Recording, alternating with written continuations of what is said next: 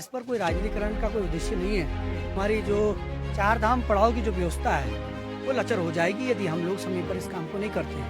ये जनप्रतिनिधियों की लापरवाही भी है कि समय पर हम इन सब चीज़ों को उचित स्थान पर नहीं पहुंचाते हैं और सारे जनप्रतिनिधि एक साथ रहकर इसको पूरा कर सकते हैं। मैं ये मानता हूँ कि कोई बहुत बड़ी समस्या नहीं है कि इसका समाधान नहीं हो सकती। नैलीसोट नगर पालिका की भी यही हाल है, लेकिन हमने उसका समस्या का समाधान निकाला।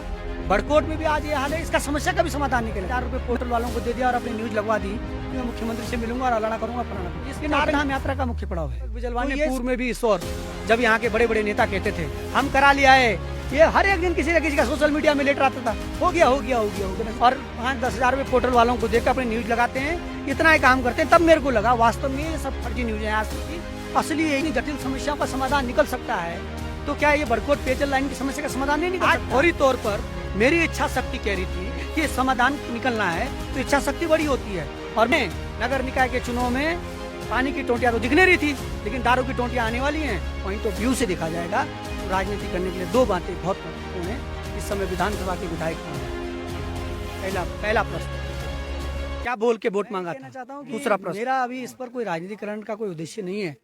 मैं जानता हूँ कि अभी हमारी जो चार धाम पड़ाव की जो व्यवस्था है वो लचर हो जाएगी यदि हम लोग समय पर इस काम को नहीं करते हैं। और मैं क्योंकि आम नागरिक जितने भी हैं, जनमानस वो बहुत परेशान है इस पेयजल व्यवस्था को लेकर, और कहीं ना कहीं ये जनप्रतिनिधियों की लापरवाही भी है कि समय पर हम इन सब चीज़ों को उचित स्थान पर नहीं पहुंचाते हैं।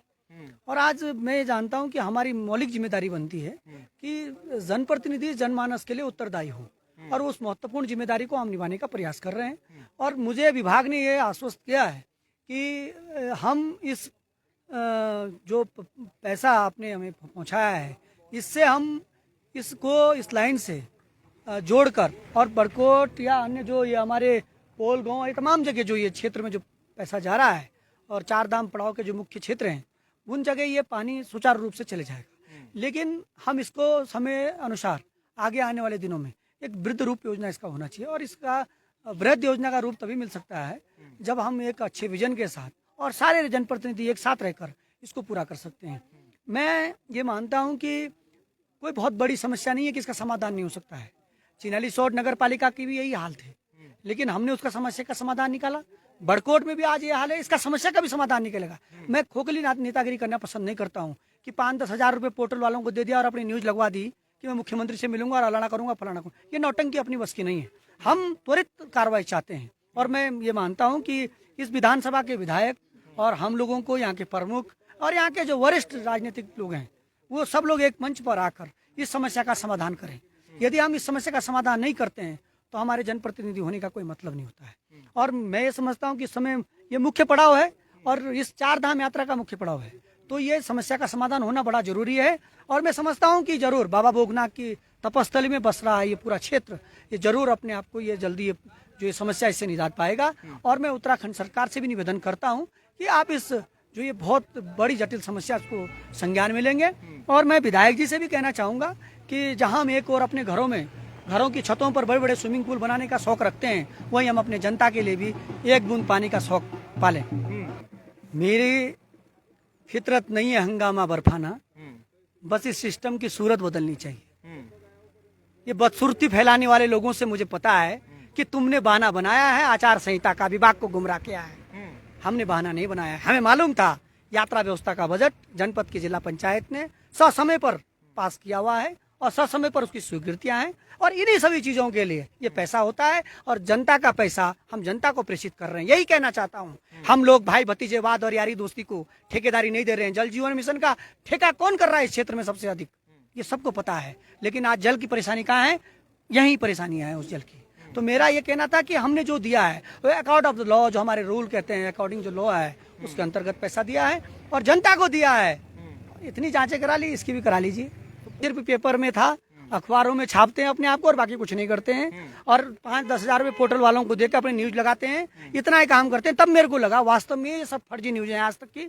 असली यही है कि जनता की बाल्टियां खाली हैं, उनके नलों के टोंटियों में पानी नहीं आ रहा है, और उसका उद्देश्य क्या है हमारे विभाग ने हमें बताया है। राजनीति करने का भी पर्याप्त समय है, जब चुनाव होंगे तब राजनीति करेंगे। लेकिन अभी जो मूल जो परेशानी है वो बड़कोट की आवाम और बड़कोट से लगे हुए क्षेत्र की आवाम को जल की बड़ी समस्या है। और उत्तराखंड सरकार के मुखिया को आप अपनी बात को समझाइए।